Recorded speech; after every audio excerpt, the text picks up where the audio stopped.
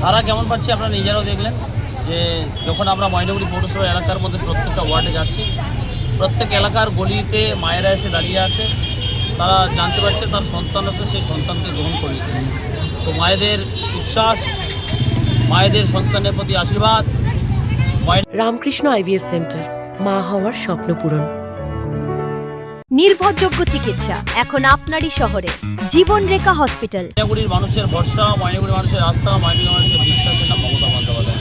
আর সেই জায়গায় দাঁড়িয়ে থেকে তারা সন্তান রামমোহনকে সুন্দরভাবে বরণ করেছেন। তারা কেউ এসে মাথায় হাত দিয়ে বলছে, বাবা তুমি নিশ্চিন্তে থাকো, জয় নিশ্চিত। তার কারণ মানুষের সুখ দুঃখে কষ্টে যদি কেউ পাশে থাকে তার নাম হচ্ছে মমতা বন্দ্যোপাধ্যায়। তো সেই জায়গায় দাঁড়িয়ে থেকে যখনই যে গলিতেই যাচ্ছি, মানুষের উৎসাহ, আগ্রহ, উচ্ছ্বাস দেখে বোঝা যাচ্ছে জয় আমাদের শুধুমাত্র সময়ের অপেক্ষা।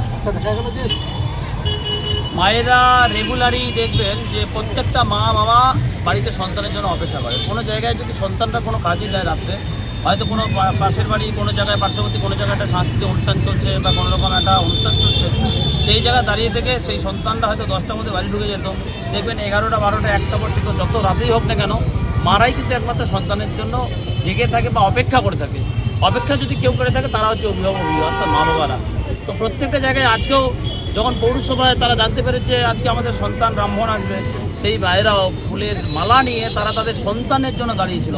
আর মায়েদের আশীর্বাদ, সন্তানের প্রতি যে আশীর্বাদ আছে তাতে জয় আমাদের নিশ্চিত। তার কারণ মায়েদের আশীর্বাদ যেখানে এক সন্তান মাতৃ আরাধনায় যায়, সেখানে মায়েদের আশীর্বাদ। 4 তারিখে মার্চিং কত আসতে পারে?